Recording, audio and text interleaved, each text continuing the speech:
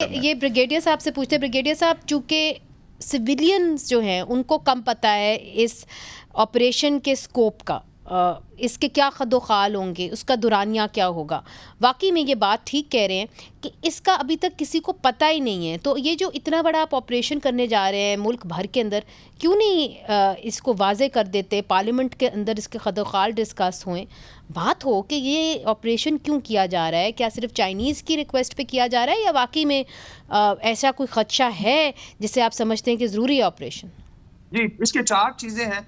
एक, आपने capacity building करनी है, हाई टेक्नोलॉजी आ रही है जिसमें स्पेशली जो लॉ एनफोर्समेंट एजेंसी है, सिविलियन की, पुलिस है, लेवीज है, फ्रंटियर कोर है और आर्मी डेफिनेटली। दूसरा आ जाता है बेसिकली रिजॉल्व है जो चाइनीज की, जिससे आपने बात की, बिल्कुल है। जब सीपेक 2 लॉन्च होना है तो मेनली उसके ज्यादा जो रूट्स हैं वो वेस्टर्न साइड ऑफ इंडस से गुजरने हैं, जो मेजर डेवलपमेंट होनी है, तो डेफिनेटली आपने एश्योरेंस भी देनी है और आई थिंक पाकिस्तान और चाइनीज इंटरेस्ट के लिए जरूरी है। तीसरा आ जाता है बेसिकली जुडिशियल रिफॉर्म्स की बात है कि जो even my own son is in the military और उसने 2 ऑपरेशन में हिस्सा ले चुका है, वो इज अ मेजर, और 100 बंदे पकड़ के भी दिए हैं उन्होंने टीटीपी के, लेकिन आगे बड़ा रिलीफ मिल जाता है बिकॉज ऑफ व्हाटएवर रीजन। तो एक ये है कि उसके ऊपर आपको जरूरत है करने की। देन ऑफ कोर्स इसका जो है इसका मेनली एक रिजॉल्व है, whole of the nation approach की बात हो रही है, जो ओनरशिप की।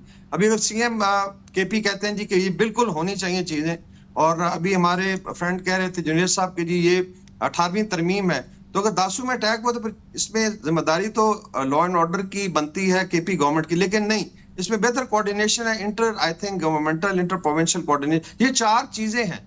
और जो इंटेलिजेंस बेस्ड ऑपरेशन सब पहले नहीं, चल रहे हैं, आपकी 1.5 बात साल मैं से वो आखिरी चलते रहे। समझी नहीं। आपने कहा दासू में अटैक होता है तो इंटर प्रोविंशियल कोऑर्डिनेशन, तो आप ये क्या समझते हैं कि उसके अंदर मिलिट्री को इन्वॉल्व होना चाहिए या पैरामिलिट्री ट्रूप्स को इन्वॉल्व होना चाहिए और जो सूबे की सिक्योरिटी उसको पीछे हट जाना चाहिए, ये कह रहे हैं आप?